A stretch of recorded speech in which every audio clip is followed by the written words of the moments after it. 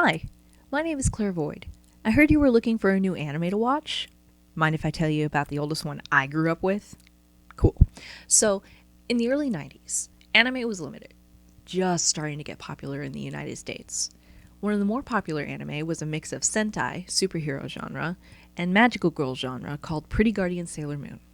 For me, it was the original superhero show, featuring a young girl in junior high named Serena, or in the manga, Usagi Tsukino. She was a well-loved daughter to her parents who wanted her to do well in school, but as a teenager of the time, she had to battle with typical everyday things like video games, laziness, crushes, and grades.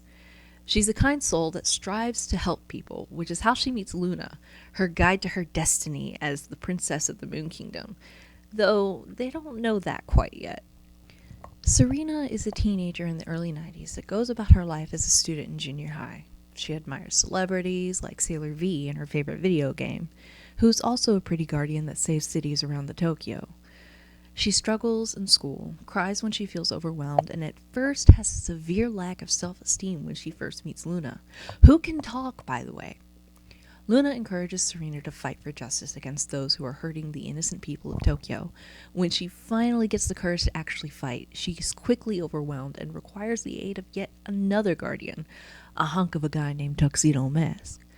At first she thinks it's just a game of dress up or a dream, but when she quickly realizes that her new reality is protecting the world from evil, she, with the help of Luna, discovers that she needs to find the rest of her team, the Sailor Scouts or Pretty Guardians.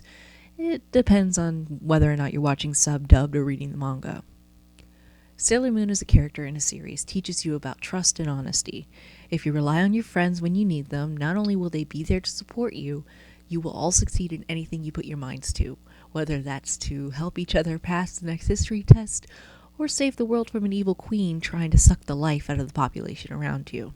In the manga series, Usagi has to focus more on the complexities of leading a team of pretty guardians in her mission to save the galaxy from the Dark Kingdom.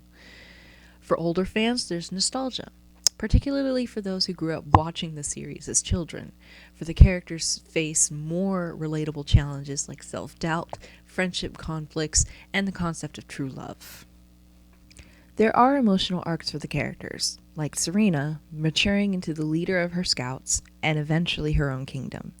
Their vulnerabilities, like Sailor Jupiter and her fear of never being loved just because she's more of a tomboy than a girly girl, or Sailor Venus with her desires to become a teen idol, even though she's already one technically. And they all share an unwavering determination to protect others, like Sailor Mars, who's the most spiritual of the group, going out of her way to find and protect missing children and a people that she comes across when they need it. Sailor Mercury, who is always eager to help her friends with their schoolwork and research things for the team as needed during their missions to save the world from the clutches of Queen Beryl. Queen Beryl is a dark queen that serves an even darker entity named Metalia, who needs the silver crystal to rematerialize so that she can take over the galaxy and rule as the undisputed queen of all the kingdoms and expand her own dark kingdom. The silver crystal is a powerful crystal that channels love and light, and it's the only thing that can purify the darkness of the Dark Kingdom and destroy Beryl and Metalia's influence over the four princes of the earth. I know, I keep adding more details, but hear me out. They're important to the plot, I promise. Of course, the Sailor Scouts have to find the crystal, protect the crystal, find their moon princess, and save the world, or at least Tokyo, from the influence of the Dark Kingdom, and it's a lot for the first arc. There are many hurdles for the Sailor Scouts to overcome. Which boys they like, whether or not they pass the 8th grade, who they have to save from the dark forces that drain the energy and love from the population around them. You know, typical teenage stuff that requires everyone to work together, solve the issue without causing lasting damage, and keep their identities safe from the public. Luckily, they're magical girls with plot armor, so their identities are safe. Even though we, as the fans, can tell who they are, the public fawns over the idea of the vigilantes and always wonder who they are. By the end of the first arc, most fans are hooked to the page or screen, hoping to see if Serena and Darius get together, if they find the crystal and save the galaxy from the Dark Kingdom. Of course, we all know they do, but it's how they get there that hooks us all by the nose and keeps us all watching in anticipation for the finale of the arc.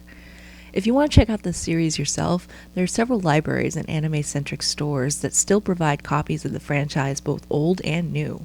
For collectors, there are several Japanese and official stores that sell merchandise to support the continuation of this franchise, so that more people can enjoy these stories of family, friends, and the power of love that is strong enough to save the world several times over.